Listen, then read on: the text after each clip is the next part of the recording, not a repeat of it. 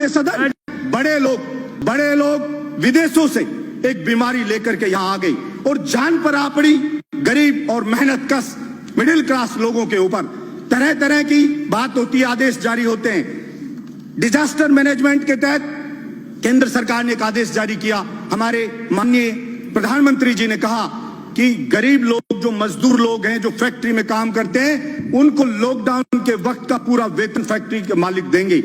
लेकिन एक भी गरीब को, हिंदुस्तान के को, अगर सच्चाई आप जानना चाहते हैं तो आपने बोला, और स्टेट गवर्नमेंट ने भी, मैं कोई पक्ष नहीं लूंगा, अगर गलती स्टेट गवर्नमेंट की होगी तो निश्चित रूप से छाती ठोक के विरोध भी करके मैं बोलूंगा कि यह चीज गलत है। हिंदुस्तान की सभी स्टेट गवर्नमेंट ने आदेश जारी कर दिया, डायरेक्शन जारी कर दिए कि हां सबको लॉकडाउन के वक्त का वेतन दिया जाएगा, लेकिन एक को भी नहीं मिला, एक भी आदमी को। इसलिए मैं मांग करता हूं इस सदन के अंदर कि आप कोई बिल लेके आए और आप बिल्कुल इस चीज के लिए स्ट्रिक्टली उसको जारी करवाएं। केवल बोलने से सस्ती लोकप्रियता हासिल करके पीछा नहीं छूटेगा।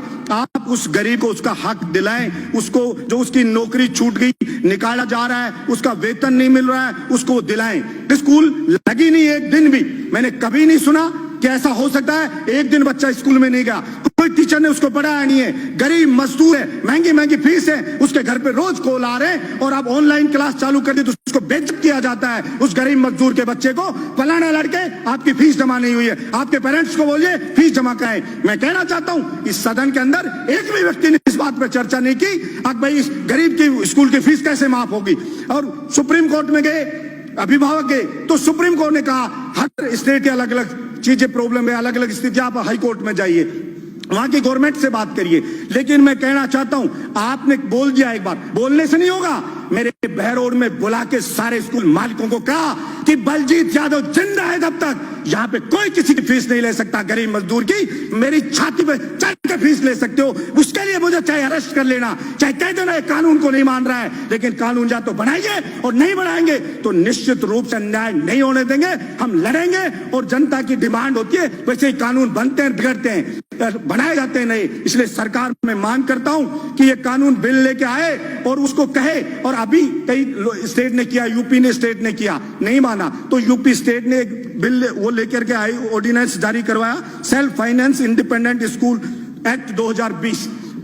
क्योंकि स्कूल मालिक को अगर आप कुछ नहीं कहोगे तो वो रुकेगा नहीं, केवल आपके भाषण से, कहने से नहीं रुकेगा। आपको कोई भी ऑर्डिनेंस लेकर के आइए, जारी करिए, कोई एक्ट बनाइए तो आप कह सकते हो। ये कतई भी व्यवहारिक नहीं है कि एक दिन भी कोई स्कूल बच्चा गया नहीं और उससे फीस ली जाएगी। मकान किराया, सभापति महोदय, गरीब का, किसान का बेटा यहाँ कोचिंग करता, तैयारी करता है, वो बेचारा कॉलेज यूनिवर्सिटी में पढ़ता है, किराए पे मकान लेके रहता है। आपने लॉकडाउन कर दिया, वो अपने घर पे अटक गया, उसका सामान पड़ा है यहाँ पे मकान मालिक के पास। मकान मालिक कह रहा है कि मुझे किराया चाहिए लॉकडाउन के वक्त का भी, वो कैसे किराया दे? वो किसान, उस बेचारे के कमाई बंद, फसल उसकी उजड़ गई, मजदूर की फैक्ट्री में नौकरी छूट गई, सब कुछ बर्बाद हो गया उसका। और फिर उससे कह रहा बिजली का बिल आ रहा है, वो बिजली का बिल माफ करना चाहिए उसका। और वो मकान किराया, आप अगर कोई वास्तव में नीडी है, वास्तव में कोई गरीब है, मकान मालिक कि उसके सब कुछ उसी पर चलता है, तो सरकार सर्वे करवाए और केंद्र सरकार और स्टेट गवर्नमेंट मिलकर के वो मकान किराया दे। कोई बहुत ज्यादा किराया नहीं है।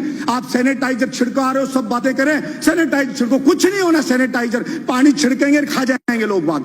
इसलिए आप ये चीज करने के बजाय मकान का किराया दें, बिजली का बिल माफ करें और वो जो मजदूर है उसको उसका हक दिलाएं, उसको उसका वेतन मिले, ये चीज सुनिश्चित करें। पड़ोस का स्टेट मध्य प्रदेश अभी कह रहा है केवल मध्य प्रदेश के लोगों को सरकारी नौकरी मिलेगी। मैंने पहले भी पिछले सदन में इस बात को उठाया था। 21 स्टेट हिंदुस्तान के ऐसे हैं जिसके अंदर राजस्थान के जो अभ्यर्थी हैं उनके सिलेक्शन की जो परसेंटेज देखो 0 है, वहां नहीं लिया जा रहा है। अगर या तो हो कि पूरे हिंदुस्तान में कोई भी स्टेट ये बाउंड नहीं करे कि हमारी स्टेट का आदमी नौकरी लगेगा, और अगर लगेगा तो राजस्थान के जवान के साथ फिर अन्याय बर्दाश्त नहीं किया जाएगा। सरकार जहां भी कानून लेके आए, सारा ठेका राजस्थान के युवा ने नहीं उठा रखा कि सारी की सारी कीमत राजस्थान का युवा उठाएगा। आपके बिजली विभाग में मंत्री जी बैठे, INJN के एग्जाम होते हैं, उसके कहते हैं राजस्थान में नहीं करा सकते, बाहर होते हैं। पहले राजस्थान का जीके आता था 25%, तब सिलेक्शन होते थे बाहर के लोगों के 5%, अभी उसको हटा दिया यहाँ के राजस्थान के जीके को। तो सिलेक्शन अभी कितना रिजल्ट में आया? 61.8% बाहर के लोग यहाँ पर आ गए और यहाँ के राजस्थान के लोग इसलिए मैं मांग करता हूँ अन्य सदस्य PWD में हुआ, बिराजिए। एक खत्म करो, एक मिनट PWD में हुआ, उसके अंदर जीके है राजस्थान की, उसमें 5% बाहर के लोग आए।